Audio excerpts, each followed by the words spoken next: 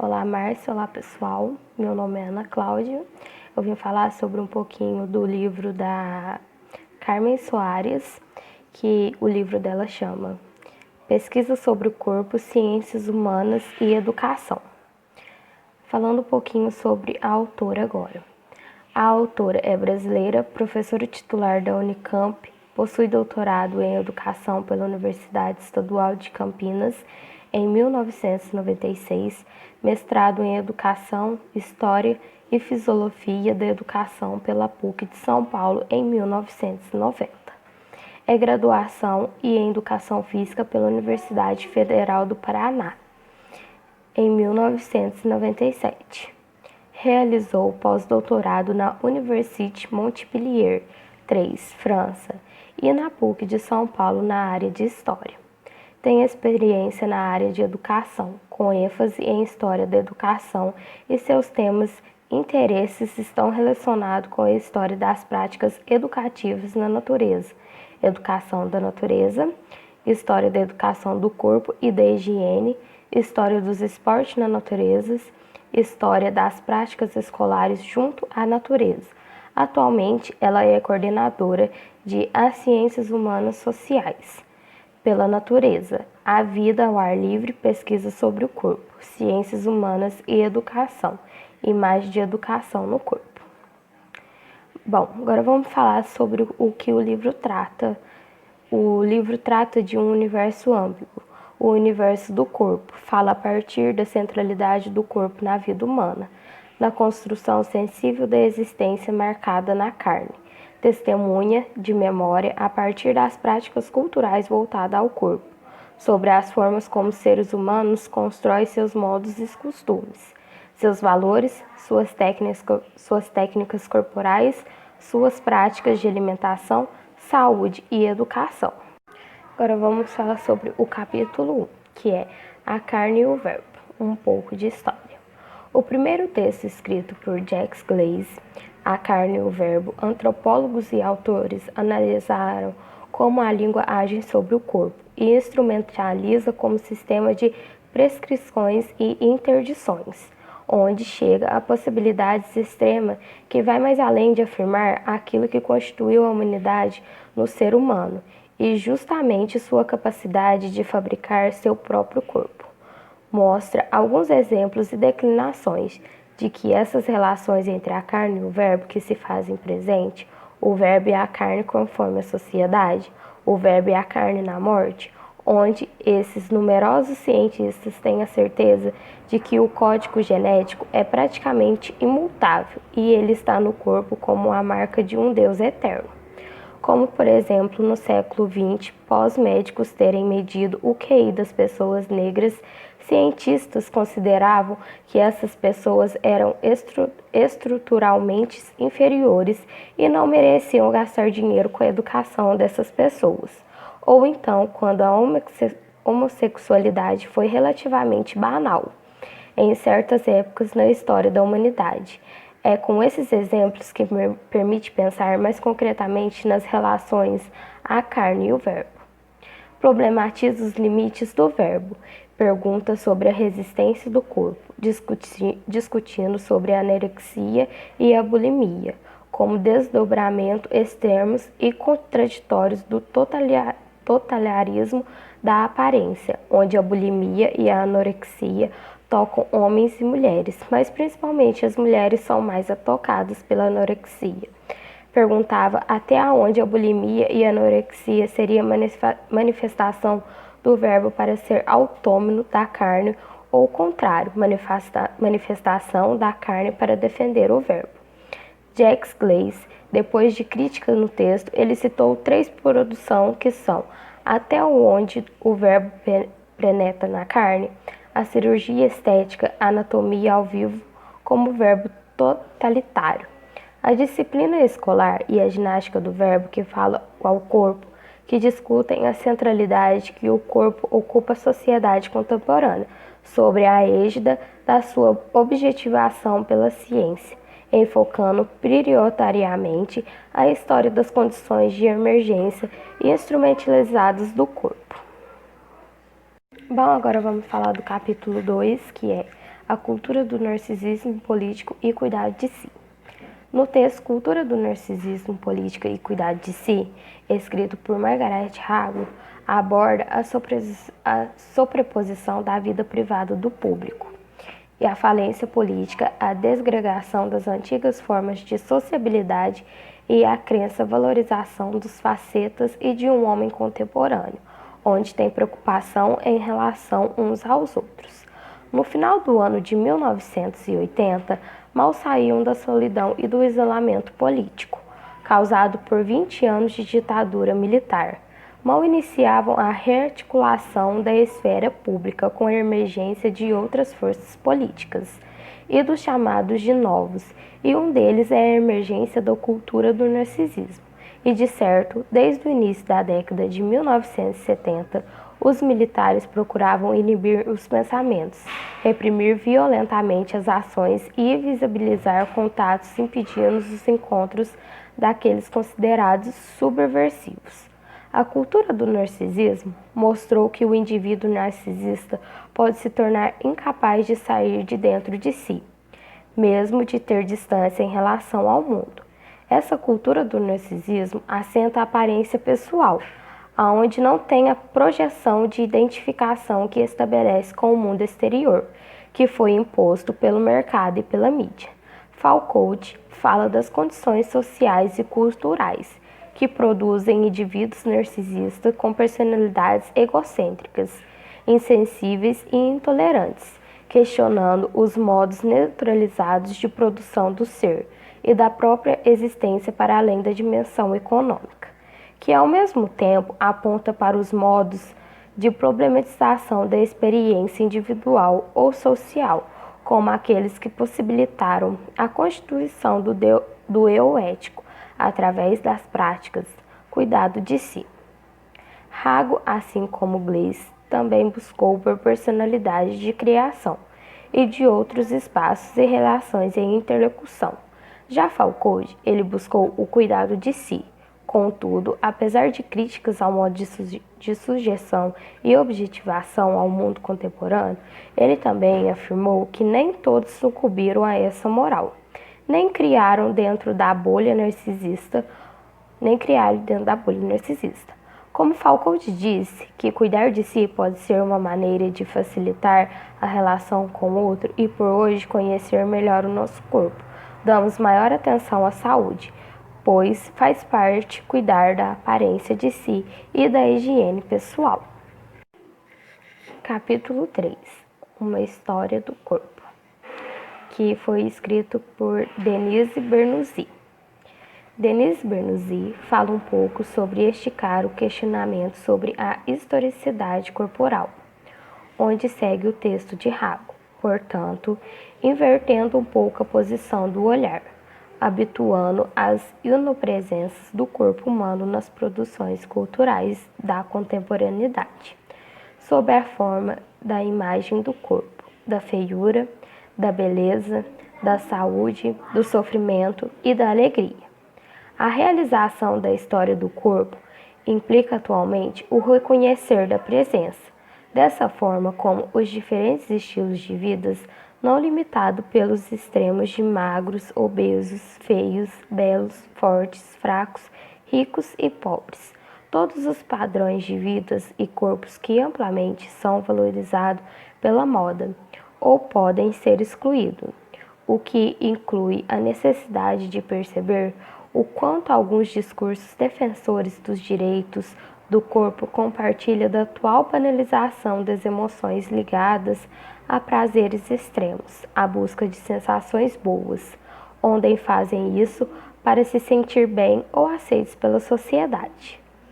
Dessa banalização emerge o risco da perda de uma parte da capacidade humana de se sentir a expressura e a singularidade de cada experiência de vida, com o enorme risco de mergulhar a existência em uma absoluta miséria simbólica ou em uma mobilidade doentia, empobrecendo radicalmente a historicidade das representações corporais. Há muita história do corpo e as ciências humanas. onde possui diferentes métodos para analisá-las. Portanto, em que esse campo de estudos tendia a ser mais familiar à medicina ou à biologia. Desde o século passado, inúmeros antropólogos, educadores, artistas, historiadores e sociológicos vêm estudando as práticas e as representações corporais da civilização do passado e as culturas do presente. Enquanto isso, o mileniar sonha de inverter um corpo triunfante em relação ao sofrimento, à velhice e à doença. Tende a ser progressivamente alimentado com as novidades industriais lançadas no amplo mercado em expansão da beleza e da saúde. Tudo se passa como se não houvesse mais desculpa para a ausência da beleza. E quando as noções de saúde e juventude tendem a deixar de ser qualidades impermanentes de uma vida e passam a ser consideradas características definidoras da essência humana, entretanto, a impressão de que a ontologia do ser humano repousaria naquelas nações durante anos foram pensadas como qualidades provisórias, passíveis de alteração ou específicas determinadas da vida, constituindo a base de diversas vidas e consistências de milhares de objetivos, questionando os modos pelos quais o mundo é visto e pensado.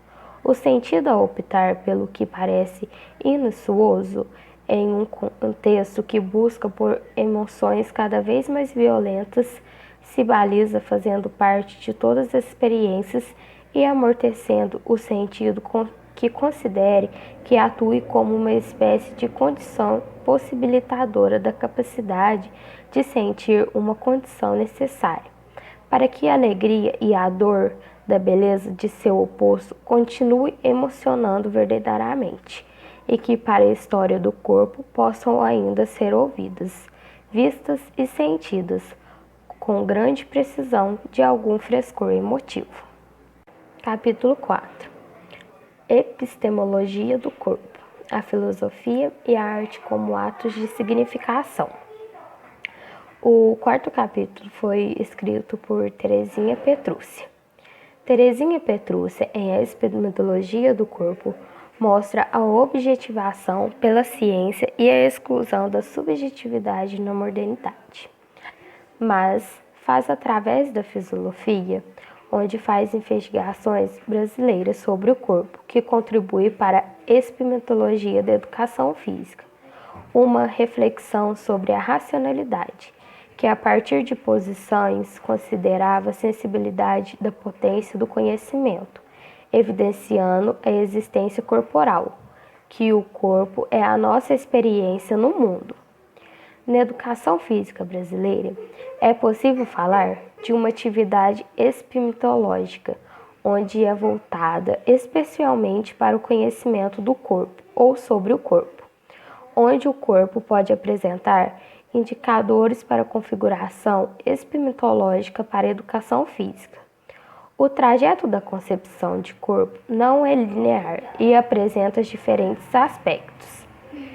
Merleau-Ponty dá a perspectiva do corpo como crítica ao modelo maquínico do corpo, com a perspectiva da corporeidade, fundada no corpo, carne e linguagem sensível, confirmando as dificuldades do pensamento causal, dialético, cristalizada e da consciência para traduzir a tridicidade dos processos corporais humanos.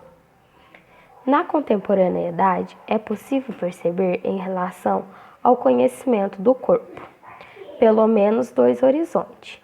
O primeiro, uma certa ideia do corpo, que faz que a vida é um acontecimento corporal, das concepções racionalizadas que priorizam a razão em detrimento do corpo. O segundo é uma espécie de metáfora retirada da pintura de Miró, uma abstração que busca questionar a repreensão da razão, enfatizando os instintos da vivência e da lucidez.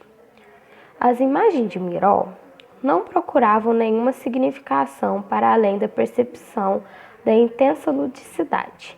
Se, por um lado, as imagens desfiguravam o corpo, dispersavam, ocultando e, no extremo, aniquilando sua identidade ao transformar em objeto, reduzindo a funcionalidade que remetem para a constante presença e condição humana, lúdica e expressiva, ao refletir sobre o corpo, busca a delicada tarefa de não reduzir o objetivo ou sujeito do discurso, considerando de forma excludente, buscando o trânsito entre os diferentes aspectos da corporeidade e o enigma do corpo.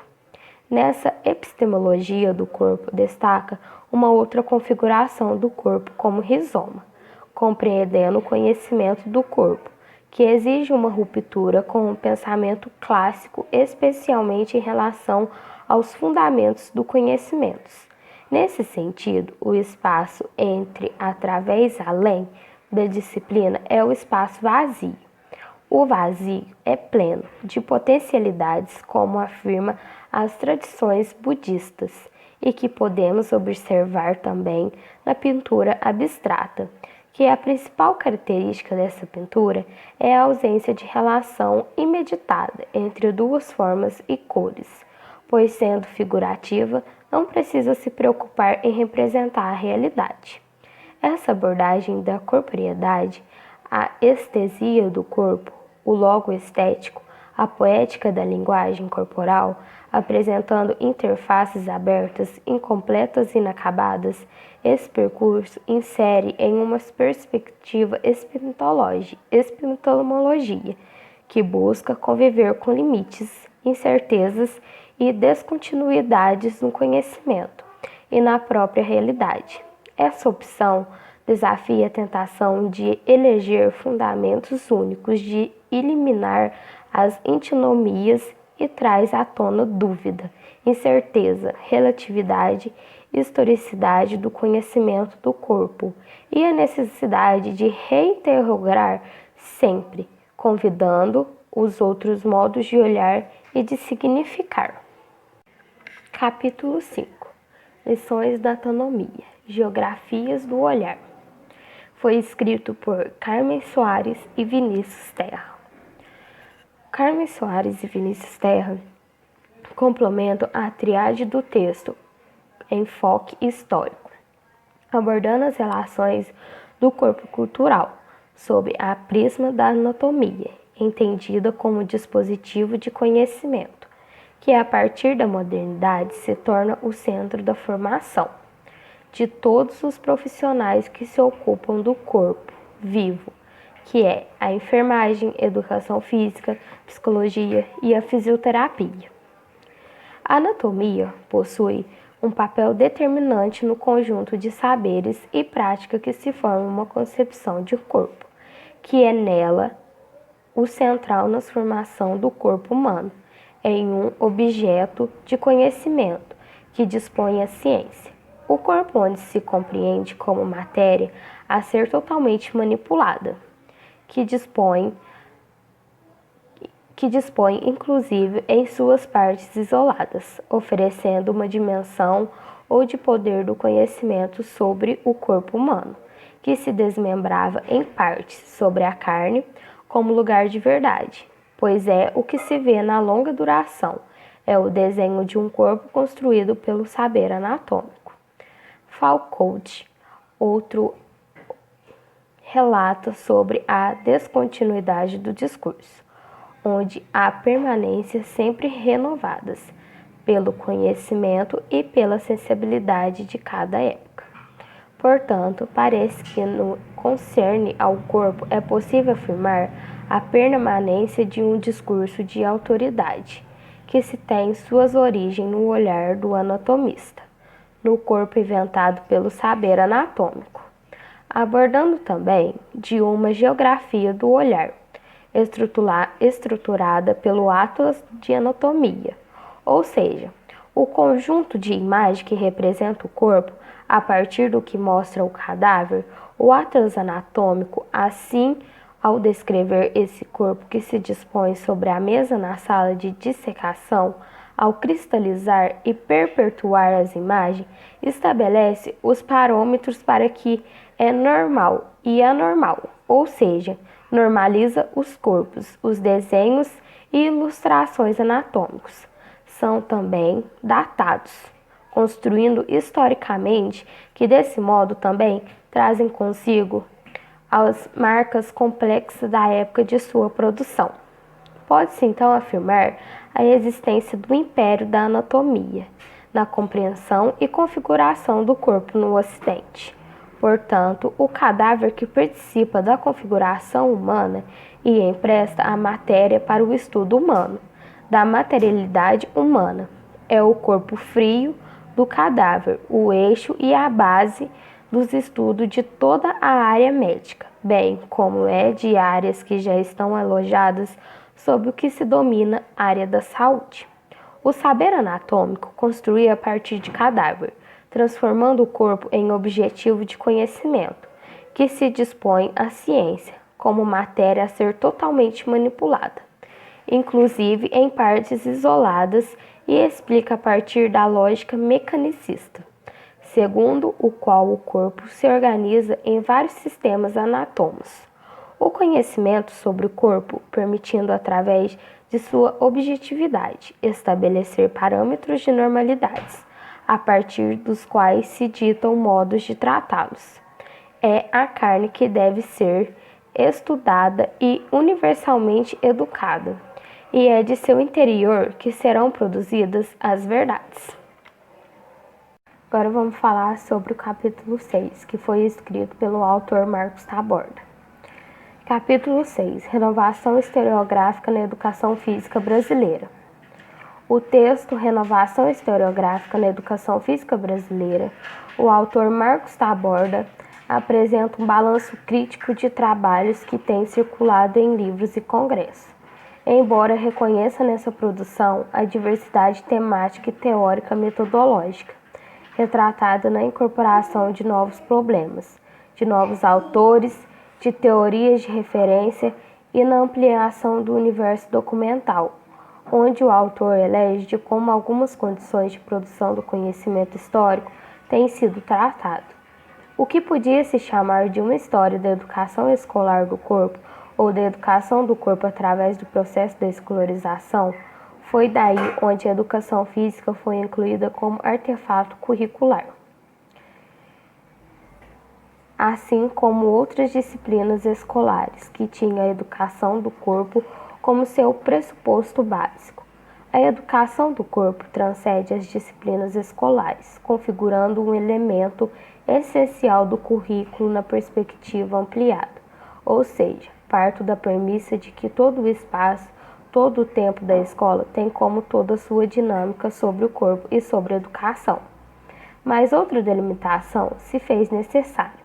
A historiografia na perspectiva da escrita e produção da história, mas não tanto quanto no estudo da escrita da história, embora a imbricação das duas perspectivas seja evidente. Victor Melo, outro autor, já dá como crítica o percurso historiográfico da educação física brasileira, assim pretendendo discutir alguns propósitos procedimentos de produção e escrita da história.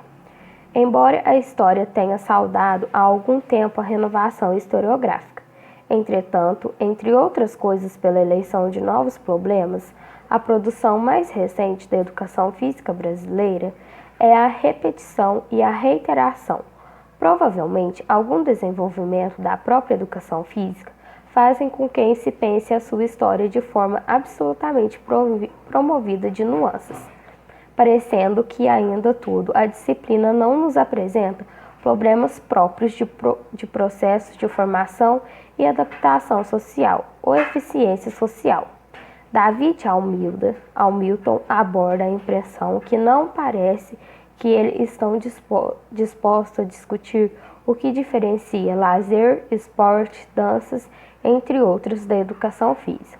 Ou melhor, pouco tempo para identificar quando essas outras dimensões podem ser caracterizadas como educação do corpo no âmbito da escolarização. Um tema específico no movimento da política ou da economia.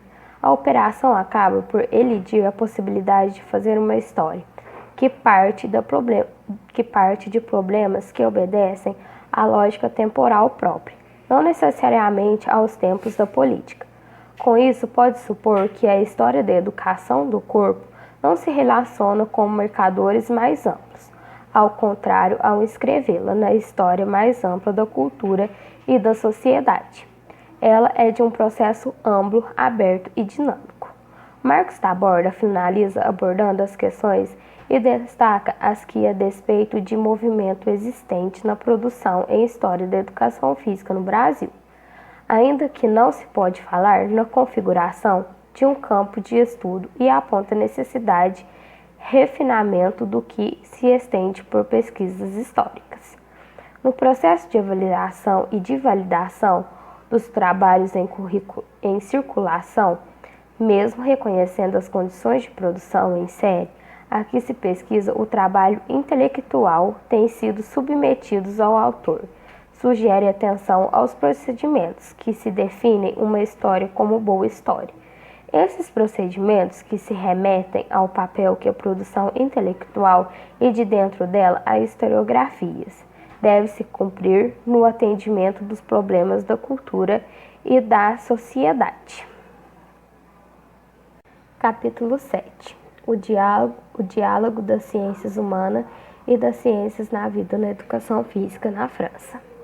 Gleiss, no capítulo 7, encerra o livro no qual situa as influências da ciência na constituição da educação física e no esporte. Segundo Gleiss, as ciências naturais marcaram o desenvolvimento da educação física, aplicada ao conhecimento dos corpos, a anatomia descritiva e a filosiologia, assentada nas mecânica corporal e na bioenergética, permitindo a descrição e a classificação dos órgãos por suas características morfológicas, o estudo de suas funções e de suas relações com o movimento e com o fortalecimento do corpo, tornando-se a base da formação médica, das primeiras pesquisas sobre a educação física, da produção dos sistemas ginásticos anatômicos, mecânico e do esporte moderno. A presença das ciências humanas nesse campo na França começou com a psicologia genética em 1935, que disseminou métodos ativos de educação e métodos natural de educação física. Nos anos de 1960 e 1970, a psicologia experimental, base dos estudos da psicomotoricidade, e a sociologia, voltada para os estudos estatísticos dos esportes como fenômeno social. O autor destaca o desenvolvimento das histórias e das práticas corporais, onde destacou que o interesse pelas pesquisas sobre as práticas corporais vem de muitos anos. Desde então, foi possível ao ser humano elaborar conhecimentos de natureza científicas, tendo por finalidade tratar seu corpo como instrumento racional e, ao mesmo tempo, propor práticas corporais suscetíveis, onde essas práticas racionais voltadas ao corpo foram ao longo da duração. Mercurialis constituiu uma espécie de vasta enciclopédia de exercícios corporais, mas também de ciências que permitiram analisar o movimento. No que tange à antropologia, a focalização microscópica das práticas físicas aparta a atividade de seus praticantes ou dos lugares particulares em que se realizam da etnografia de atividade física, pouco difundidas. Considerando isso, Foucault aborda essas diferenças referenciais epistemológicas, não se apegando uma nas outras. Antes se configuravam como camadas arqueológicas e que as pesquisas se produzem em todos os eixos e se beneficiam das interlocuções entre os campos. Gleiss finaliza o texto chamando a atenção para o movimento atual de pesquisa, mesmo entre aquelas próprias das ciências experimentais, de aproximação do ambiente e da atividade dos seres humanos, e da valorização da associação entre os pesquisadores e aqueles que se desenvolvem as práticas dos estudos na educação e no esporte. Esse foi o livro escrito pela Carmen Soares e teve participação de alguns autores também, como vocês podem ver. Marcos Aurélio, professor setor de Educação Física, Universidade Federal do Paraná, onde atua na graduação e no programa de pós-graduação em Educação na linha de pesquisa e historiografia da educação. É autor em História e Filosofia da Educação pela PUC. Margarete Rago, professora da Unicamp, é professora titular do Departamento de História da Unicamp. Mestre e doutorado em História também pela Unicamp. Terezinha Petrúcia da Nóbrega, professora do Departamento de Educação Física da Educação Universitária Federal do Rio Grande do Norte e do Programa de Pós-Graduação em Educação da mesma universidade. É vice-coordenadora do Grupo de Pesquisa Corpo e Cultura de Movimento. Vinícius Terra é professor da Faculdade de Educação Física da Unicamp e integrante do Laboratório de Estudos Audiovisuais. É mestre e doutorado em Educação pela Universidade e trabalha assistência da Gerência de Estudo e Desenvolvimento.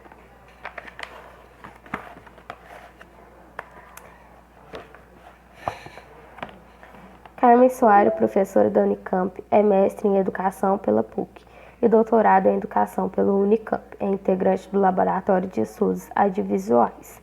Denise Bernucci de Santos, professora livre docente da PUC e do mestrado em Moda, Cultura e Arte do SENAC. É pesquisadora do CNPq e doutora em História pela Universidade de Paris. Jacques Gleiss, professor do Instituto Universitário de Formação de Montpellier, França, e diretor de pesquisa. Esse foi o livro. Espero que tenham gostado e eu recomendo muito ele.